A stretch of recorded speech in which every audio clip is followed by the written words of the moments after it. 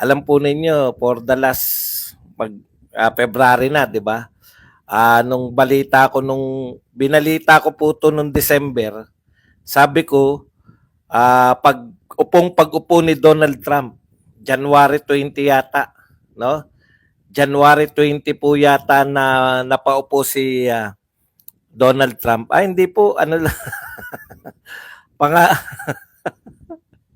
hindi po to pang-apat. Yung iba po, ibang channel yun. Dito po,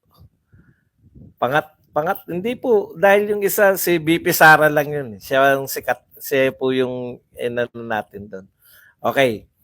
Alam po ninyo, ito po, yung ICC, kinakabahan na ako eh. Pucha, sabi ko, di ba binalita natin, first week pa lang, lalabas na yung executive order para parusahan ni Donald Trump itong ICC. Sabi ko, tama naman yung aking balita.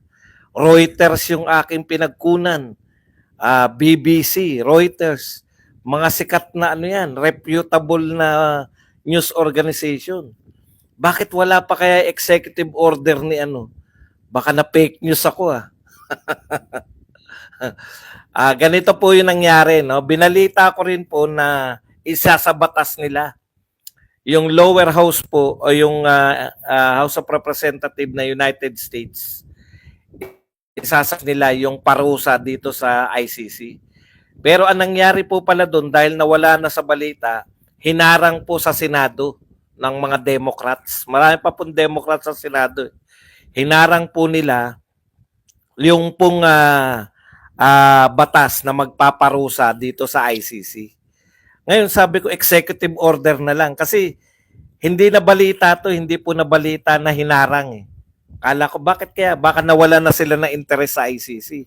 Kasi ang dami ng issue sa Amerika eh.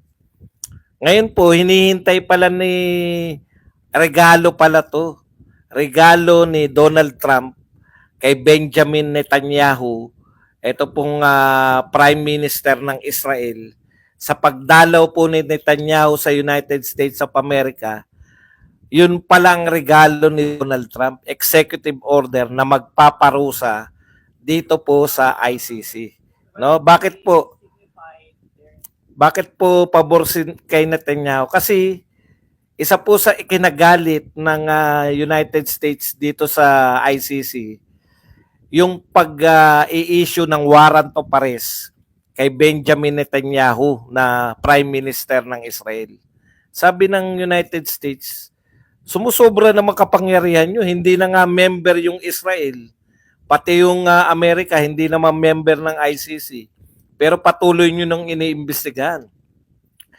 So, bilang retaliation po, kasi banban yung sinundan na presidente ni Donald Trump. Bilang retaliation dito sa ICC, sa pagdedeklara sa mga kaalyado, nagpapataw ng warrant of arrest, sa kaalyado niyang tsaka nag-iimbestiga sa US. Yan po ang ganti ng US dito sa ICC. Siyempre, nataranta po ang buong mundo.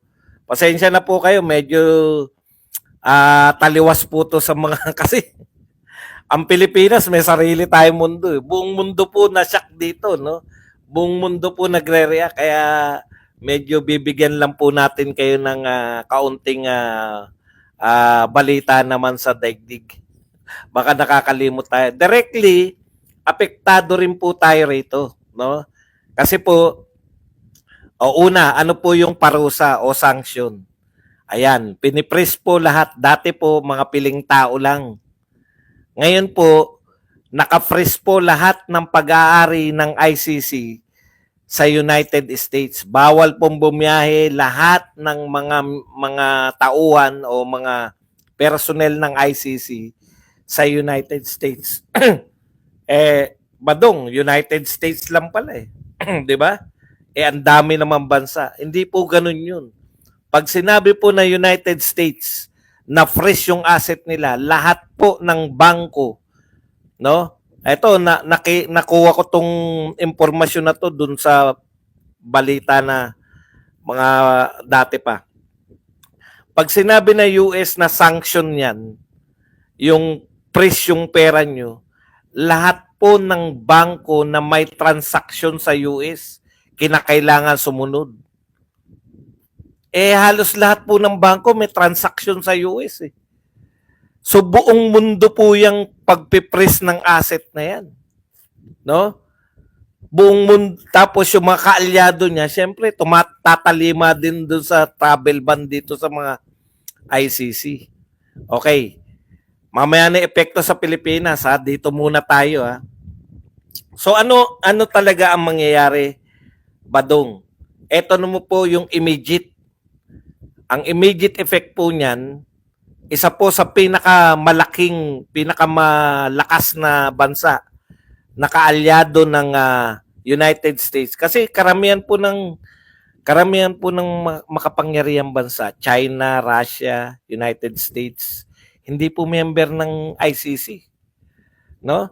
Pero isa po sa mga pinakamakapangyarihang bansa na natira na miyembro ng ICC at kaalyado ng US, yung Turkey. Sabi po ng presidente ba o prime minister, hindi ko po alam kung sino yung ano yung pinuno nila. Sabi po ng pinuno ng Turkey, pag-aaralan na namin dahil kaalyado namin yung US eh. Pag-aaralan na namin kung kami ay kakalas na sa ICC. O president.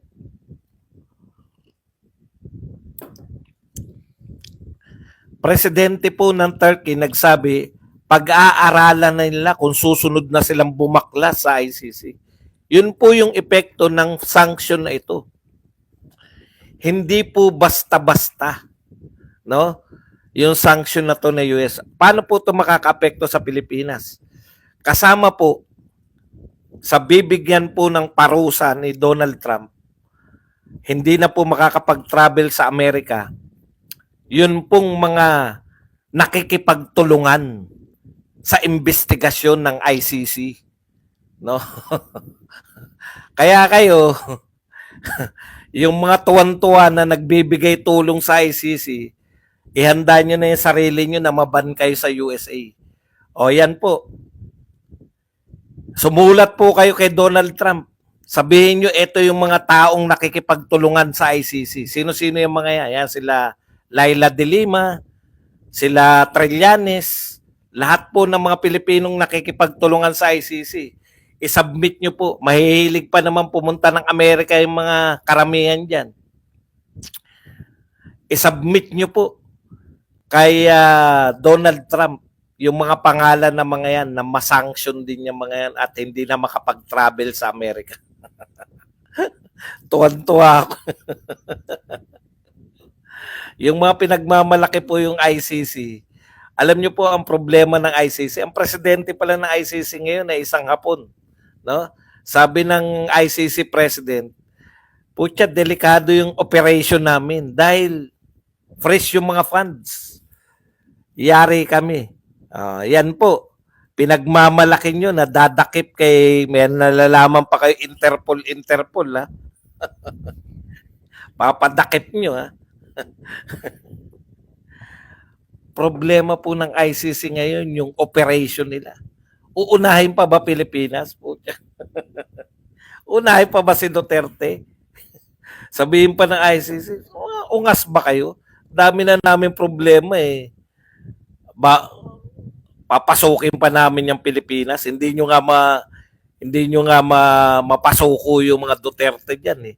Papapasukin nyo pa kami para kami ang lumaban sa Duterte. Utot nyo. O yun yung sabi, kinote ko lang po yung mga taga-ICC.